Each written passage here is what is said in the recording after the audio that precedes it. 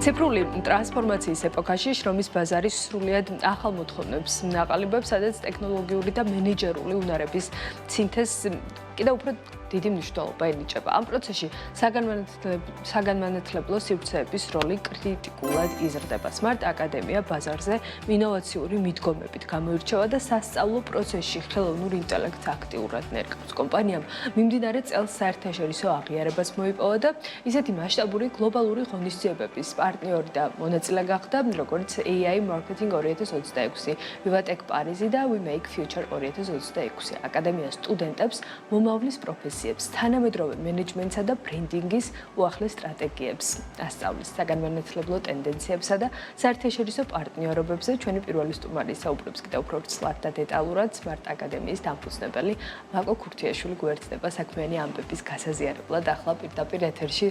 მაკო, როგორ ხართ? კარგად, მადლობა მოგესალმებით და მადლობა მოწვევისთვის. მადლობა, რომ კიდევ ხართ ჩვენთან ერთად და გვიზიარებთ ყველა იმ სიახლეს, რაც გროვდება ხოლმე და საკმაოდ ჩქარი ტემპით Smart აკადემიის პორტფელში. ამ შემთხვევაში ძალიან მნიშვნელოვანი რამდენიმე მიმართულებით არის სიახლეები, რაც უკავშირდება საერთაშორისო ბაზარზე თქვენს გამოჩენას, პოზიციების კიდევ უფრო გაძლიერებას და გამყარებას და თან ევროპის შუაგულში ხდება ეს ყველაფერი და ძალიან სასიამოვნოა ის, რომ ქართული კომპანია ასეთ შედეგებზე გადის და გილოცავთ ამ წარმატებას და მოდი მოგვიყევით. რა ღონისძიებებზე არის საუბარი, რა ნაბიჯი გადაიდგა საერთაშორისო ექსპანსიის კუთხით და რა მონაგარით დაბრუნდით სამშობლოში? სიამოვნებით გეტყვით სიახლეებს აუცილებლად.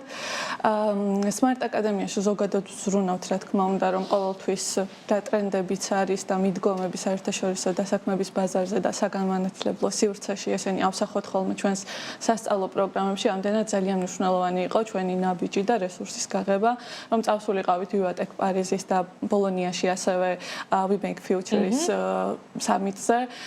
ძალიან ბევრი ადამიანი გავიცანით, პროფესიონალი და ძირითადად წამყვანი თემა იყო AI, მარგა გიკვირდებათ. შესაბამისად ვნახეთ ბევრი რობოტი, ბევრი ცნობილი კომპანია, რომელიც ნერგავს AI-ს თავის სხვადასხვა სერვისში და ძალიან ამაღელვებელი იყო ამ ხელა ღონისძიებებზე ამ გამოცდილების გაზიარება. Meta, Adobe, L'Oreal, Samsung და ასე შემდეგ ძალიან ბევრი მსგავსი გიგანტი იყო, რომელშიც დავინახეთ, რომ ისინი არ უშინდებიან და არ ჩერდებიან და ყოველთვის სიახლეებს ნერგავენ და შთამაგონებელი იყო, რა თქმა უნდა, ჩვენთვისაც გავიცანით ბევრი მათგანი. გეგმავთ, რომ ისინი გახდნენ ჩვენი სასწავლო პროგრამების ნაწილი, მოწვეული ლექტორების სახით, რომ ჩაერთონ. ასევე, რა თქმა უნდა, გეგმავთ ზოგადად უცხოეთში გასვლასაც, თუმცა ამ შემთხვევაში უფრო აქტიურად გეგმავთ, რომ ის სტარტაპები, რომლებიც იქ გავიცანით, ჩვენი სტუდენტებისთვის გახდეს სივრცე, სადაც სტაჟირებებს გაივლიან, ასე რომ მაგ ნაწილში ძალიან დიდი დაინტერესება იყო და ველოდები სიახლეებს, ბევრი მათგანი თვითონ დაგვიკავშირდა ჩამოსვლის შემდეგ და მოკლედ ვაღრმავებთ ურთიერთობას მათთან. როგორ აღმოჩნდით აი ამ პარტნიორობის თანამონაწილე და როგორ რაღაცა გაჭერით კავშირები ისე რომ უკვე საუბრობთ მათ შორის მყარ და გრძელვადიან სტრატეგიულ თანამშრომლობაზე.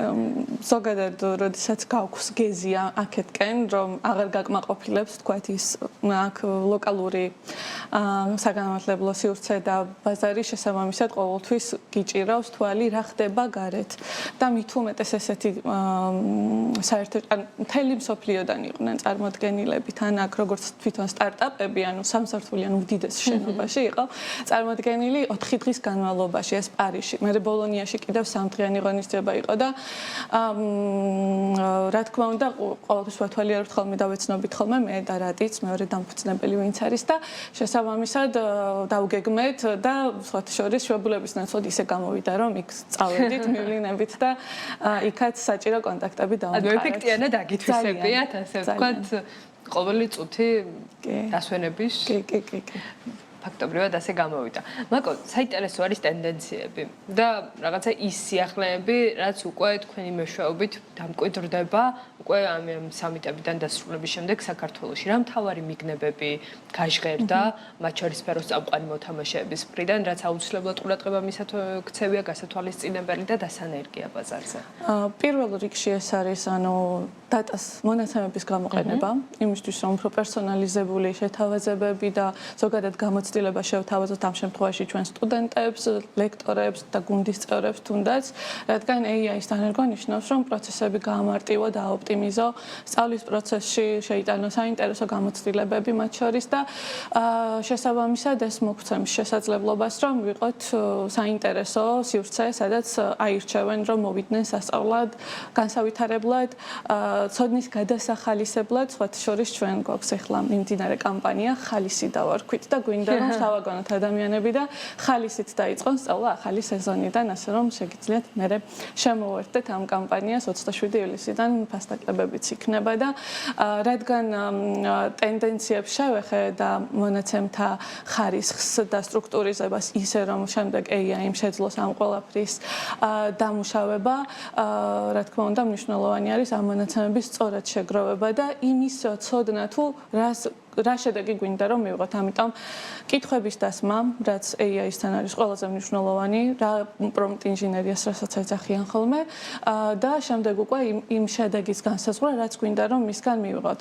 და აქ შემოდის ხოლმე შეკითხვა, რომ ჩაანაცვლებს თუ არა პროფესიონალებს, ან ვის ემუქრება ყველაზე დიდი საფრთხე, ესეც საინტერესოა და ჩემთვის კიდევ უფრო საინტერესო არის რომელი პროფესიები განიცდიან ტრანსფორმაციას და რა ახალი უნარები გახდება საჭირო იმისთვის, რომ ნიშნავს, რომ ტრანსფორმაციაზე გავუსვით ხაზი და არა გაქრობაზე, იმიტომ რომ ძირითადად ტრანსფორმირდება და შემოდის AI ხელსაწყოები. აი, თუნდაც Photoshop-ი ან Illustrator-ი რომ ავიღოთ, ესენი არ ქრება. უბრალოდ შიგნით ხდება ახალი ხელსაწყოების ჩაშენება, რომელიც ამარტივებს გარკვეულ პროცესებს. რაც შეეხება უნარებს, ადაპტაცია აუცილებლად ყოველ დღე, ყოველ წუთს შეიძლება რაღაც ახალი ინსტრუმენტი გამოჩნდეს, რომელიც კიდევ უფრო უკეთ ემსახურება ადამიანს, როგორც ჭკვიანი ასისტენტის სახით. შესაბამისად, კურსებზე, რასაც ვანახლებთ ახლა ყველა პროფესიაში, ეს copywriting-ი იქნება, business analysis-ი იქნება, HR management-ი თუ ხარისხის ინჟინერია, აბსოლუტურად ყველგან გვიწევს, რომ შევიტანოთ AI-ის ნაწილი. მოდული. სხვა შემთხვევაში, ანუ ამ პროფესიებში ისე გამოდის, რომ ჩამორჩები. აქედან გამომდინარე, მთავარი უნარი არის, რომ AI დავიმეგობროთ ისევე, როგორც თავის დროზე საოფისე პროგრამები ან ინტერნეტთან მეგობრობა შევძალით და შესაბამისად ყოველთვის მოთხოვნადები დარჩებიან ის ადამიანები, ვინც ფეხი აუყოლეს ამ ყველაფერს და AI შეისწავლეს და გამოიყენეს როგორც დამხმარე ინსტრუმენტი. აი ნახეთ, როდესაც თქვათ ადამიანი სწავლობს AI-ს ნულიდან შეიძლება AI-ს როგორც გამოყენების სწავლა, თუმცა როდესაც ვიცით, რომ მას აქვს ხოლმე ჰალუცინაციები, გარკვეულ რაღაცებს იგონებს, ძალიან მნიშვნელოვანია ექსპერტული თვალი, ანუ შენ ბექგრაუნდში უნდა გქონდეს გამოცდილება იმ კონკრეტულ სფეროში, პროფესიაში, იმისთვის რომ მიხვდე AI რა შედეგიც მოგიტანა, სისულელი არის თუ ხარისხიანი კონტენტი არის. პროფესიებს რაც შეეხება, იგივე კონტენტის წარმოებაში, მონაცემთა ანალიზში, რეპორტინგში და ძალიან ბევრ რამეში იყენებენ და რაც მთავარია თვითონ რუტინული საქმეების ოპტიმიზაციაში AI-ის როლი უდიდესი არის. 5 საათიანი საქმე შეიძლება 1 საათში გააკეთო, ან აღარ დაგჭირდეს ერთხელ აწყო რაღაც ავტომატიზაცია და იმან თავისი საქმე გააკეთოს. ხო, ეს როგორ ხდება და მათ შორის თქვენი სასწავლო მოდულებიც რას მოიცავს? აი, კურიკულუმი რის მიხედვით იგება და ჩვენც აი ხშირად რაღაცა თითქოს AI-ის ცოდნა და AI-ს ვიყენებ, ესმით როგორც აი ChatGPT-ის, Gemini-ის თუ Claude-ს თუ ნებისმიერ სხვა ხელსაწყოს ველაპარაკებით და ნუ AI-ის გამოყენება ვიცი. რამდენად ვიცით რეალურად და რამდენად ბევრი გვაქვს ამ გზაზე სასწავლო. აი, რა შენბა რესურსები გქონდეს, რაც ესე აგვიცოდეთ და მნიშვნელოვანი იყოს მათი გამოყენება. ხო, პირველ რიგში არის რომ დავაიდენტიფიციროთ პროცესები, რომელშიც დიდი დრო მიდის, ალბათ პირველ რიგში ამას დავიწყებდი მე. ანუ პროცესების იდენტიფიცირება, რომელსაც ხშირად ვაკეთებთ და დრო მიაქვს. ამ ნაწილში თუ რომელი AI მოდული, AI თქვათ ინსტრუმენტი არის ყველაზე რელევანტური, რომ დამეხმაროს, ძალიან ბევრი არის ერთ და იგივე საქმეს, რომელიც ემსახურება, თუმცა აქვს პლუს მინუსები, რომელი უფრო. თანაც ფასიანია, მოგეხსენებათ ის ვერსიები, რომლებიც უფრო დიდ მონაცემებზე დაყრდნობით გაძლევს პასუხებს და შესაბამისად საკმაოდ ძვირი სიამოვნება არის თუ გინდა უფრო ესეთ დონეზე დაინტეგრირო და მაგაზეც არის მნიშვნელობა. მე მგონი უკვე ისეთი მნიშვნელობის ხდება, რომ როგორც რაღაცა კომუნალურებს იცი რომ იხდი ყოველთვის რაღაცა აი ამ ტიპის ხარჯებში გავა ალბათ, იმიტომ რომ უკვე ტენდენციაც მგონი იზრდება, რაღაცა ყველა სტატისტიკა ამას მოწმობს, რომ ხალხი მასობრივად გადადის და მათ შორის გადადის ფასიან ვერსიებზეც, ხო ეს რაღაცა შემოფერხებელი ფაქტორი დიდად კი არის გარკვეული კრედიტების დაგროვება და მთელი ამბები ლოდინი, ბევრი ნიუანსი არის, მოკლედ. მაგრამ Smart Academy-ას მინდა რომ კონცენტრირდეთ, გადაეწყეთ ესე იგი ბოლომდე AI-ის მიმართულებით, რა დარჩა AI-ის მიღმაც, როგორია ინტერესი, მოთხოვნა, ზოგადად ეს 2 კვარტალი, თან უკვე სანამ გავალთ ოფიციალურად ყველა ესე თქვა ზაფხულის ხელ და საშუალებო რეჟიმზე, საინტერესო არის რა მონაგარით ხურავთ, რა ინტერესით, რა სიახლეები დაგროვდა ამ პერიოდის განმავლობაში თქვენთან. საინტერესო ის არის რომ ჩვენ უკვე დავხურეთ და ახლა ვემზადებით შემოდგომისთვის აგვისტოდან, ანუ აგვისტოდან იწყება ხოლმე. ფაქტობრივად ვერ ვისვენებთ კი, იმიტომ რომ ჩაიხურა ერთი ნაწილი, გაზაფხულის სეზონზე დაწყებული კურსების დიდი ნაწილი უკვე ჩაიხურა. ამ ყველაფერზე დაყრდნობით ჩვენ გვაქვს ხოლმე შეფასების კითხვები, რომლებსაც სტუდენტები ავსებენ, ამას ემატება დასაქმების ბაზრის მოკვლევა ჩვენი მხრიდან, კარიერის პროგრამის უკავშირები თუ ვთქვათ დასაქმების ნაწილში რაიმე მხომ არ შეაფერხათ, რომ ეს გავითვალისწინოთ განახლებულ სილაბუსებში და ახლა ლექტორებთან ერთად მუშაობთ ამ ყველაფერზე, რომ ყველაზე მოთხოვნადი პროგრამები გქონდეს და როგორც იცით, ჩვენ არ ვიზღუდებით ხოლმე დროში, რომ ადვილად გაიყიდოს რომელიმე სალექციო კურსი.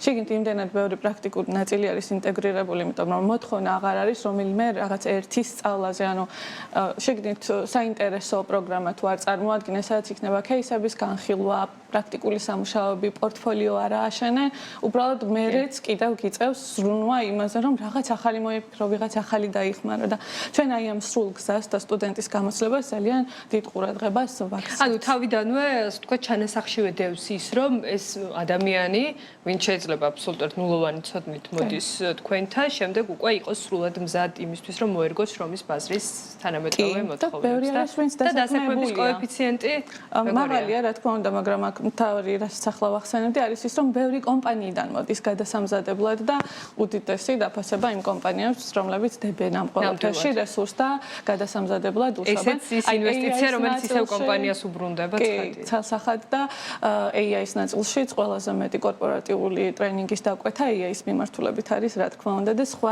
აბსოლუტურად სხვა პროფესიის ადამიანები და პოზიციის ადამიანები ხვდებიან. აი AI-ზე ჩემი დაკვირვებით 80%-ზე მეტი არის დასაქმებული ადამიანი, მათ შორის კომპანიებიდან 3-4 ადამიანი, ვთქვათ, რომელიც მოდის, რომ იმ დეპარტამენტის, ასე ვთქვათ, workflow გააუმჯობესოს, დაოპტიმიზოს და რაღაც სხვა უფრო კრეატიულ ნაწილს დავთმოს დრო. ცოტა დრო გვაქვს და მინდა რომ გეგმებიც მოკლედ შევაჯამოთ, დასაწყისში ახსენეთ, რომ ქართული ბაზარი უკვე აღარ არის ჩვენთვის საკმარისი გეზი გვაქვს უფრო დასავლეთისკენ აღებული. ამ ნაწილში რა სიახლეებს უნდა ველოდოთ და არა მხოლოდ ამ მიმართულებით, მათ შორის ლოკალურ ბაზარზე განვითარების თვალსაზრისითაც.